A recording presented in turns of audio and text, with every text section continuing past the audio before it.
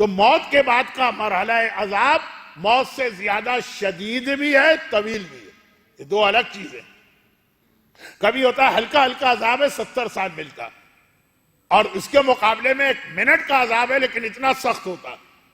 तो मौत का अजाब में दोनों चीजें, सख्त भी है और लंबा भी है। मौला कह रहे हैं जब ये देख रहे कि खाली रूह निकलने की तकलीफ से लोग तड़प उठे और कांप उठे, अब ये जो मराहिल इस्लाम ने बताए तो इसलिए नहीं बताएं कि आपको डरा दिया जाए, धमका दिया जाए, खौफजदा कर दिया जाए, इसलिए बताएं कि पहले ये देखो कि अल्लाह को आखिर इंटरेस्ट क्या है हमको अजाब देने में। नऊजुबिल्लाह, क्या मिल जाएगा अल्लाह? खुद अल्लाह ये कह रहा है कि तुम्हारी ना कोई इबादत मुझे फायदा दे रही है, ना तुम्हारा कोई गुनाह मुझे नुकसान पहुंचा रहा। गर्चे बाज दुआएं तौबा में, तौबा की बहुत सारी दुआएं।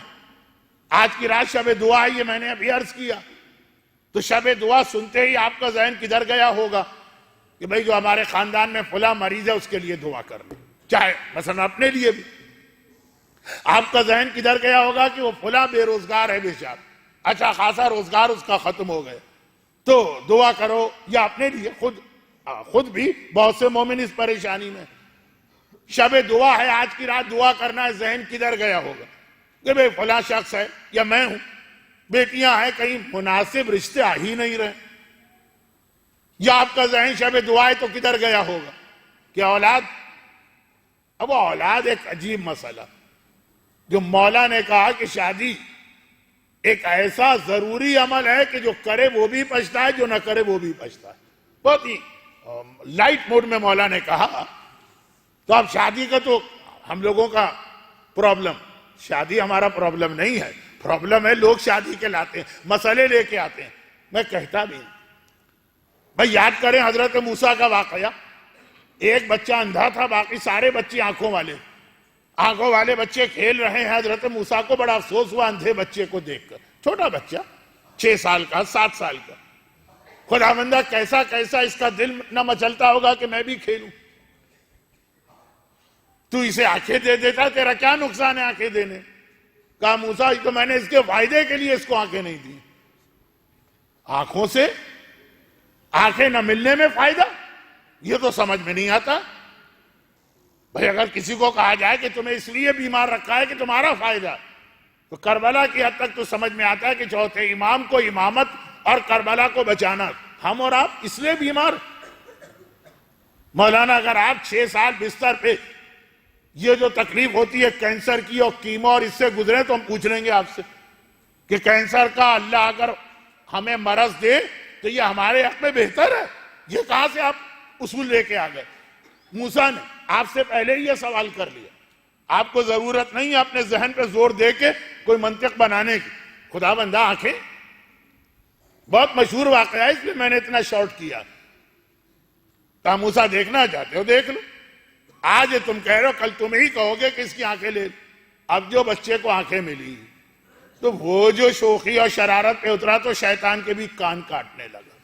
कुछ शरारतें बच्चों पे अच्छी लगती, लेकिन ऐसी ऐसी बेहुदा शरारतें, यानी नऊज़ु बिल्लाह, बतौर मिसाल कह रहा हूं, मूसा के असा पगड़ी पे हाथ डाल दिया। अरे खुदाबंदा ये जो इस वक्त शैतान बन गया, इसकी शैतानत को रोक का एक ही तरीका, आंखें वापस ले लेता हूं।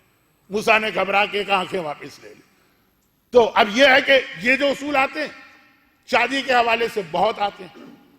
मैं कहता हूं आपने ये सारे अमल कर लिया, बैठ जाइए मुतमईन कि अल्लाह है इस कायनात में, बाप और माँ से ज्यादा मोहब्बत करने वाला है, आपके मसले को आपसे बेहतर समझने वाला है। अगर वो ताखीर कर रहा है तो यकीनन आपका फायदा है, अल्लाह का क्या इसमें फायदा? कभी ऐसा होता है कि आपसे किसी ने कोई चीज मांगी, आपने कहा कि भाई मोहब्बत भी देना भी है, कहा भाई अगले महीने आना, इस वक्त तो तनख्वाह खत्म हो गई है, 20 दिन बाद 10 दिन बाद तनख्वाह मिलेगी, तुम्हें दूंगा। क्या अल्लाह के ऐसा कोई मसला? ये आई बैंक में आंखें खत्म हो गई हैं तो आंखें नहीं दे रहा, और खजाने के अंदर पैसे खत्म हो गए तो कहता है कि 2 साल के बाद दूंगा। या तो इंसान अल्लाह को मानेगा नहीं, या मानेगा तो इन्नल्लाह अला कुल्ली शैइन कदीर समझ के मानेगा, तो फिर अल्लाह क्यों नहीं दे रहा? ये भी तो कभी सोचा करें। दुआ दुआ दुआ दुआ, अहमियत भी इतनी बताई गई है कि इन्नल्लज़ीना ला यस्तकबिरूना अन इबादती सयदखुलूना जहन्नम दाखिरीन। कि किसी ने कहा अच्छा मौलाना ऐसी बात है तो हम अपने सारे मामले अल्लाह पे छोड़ देते, कुछ कहते नहीं, वो तो देख रहा नहीं। वो खतरनाक पैगाम आया एक आयत, जो लोग इतने गुरूर वाले हैं, घुमंड वाले हैं, मुतकब्बिर हैं, ये मेरी बारगाह में हाथ भी नहीं फैलाते। दुनिया में किसी की बारगाह में हाथ फैलाओ ये मोमिन की गैरत के खिलाफ है। शायद मैं 25 साल से इमाम बारगाह अली रजा के मिंबर पे खिदमत कर रहा हूं और यह हदीस हर दफा जबान पे आ जाती है कि मौला चौथे इमाम ने कहा कि 4 चीजें हर एक के लिए बहुत भारी मुश्किल होती है। बेटी वाला काना मरियमा, अगर किसी की बेटी बैठी हो शादी के बगैर, चाहे वो मरियम जैसी साहिब फजीलत क्यों ना हो, वालिदैन पे एक बोझ होता। दैनन वाला काना दिरहमा, कर्जा अगर किसी ने ले रखा है, चाहे 1 दिरहम का कर्जा हो, गैरतमंद के लिए तो बहुत बड़ा बोझ है।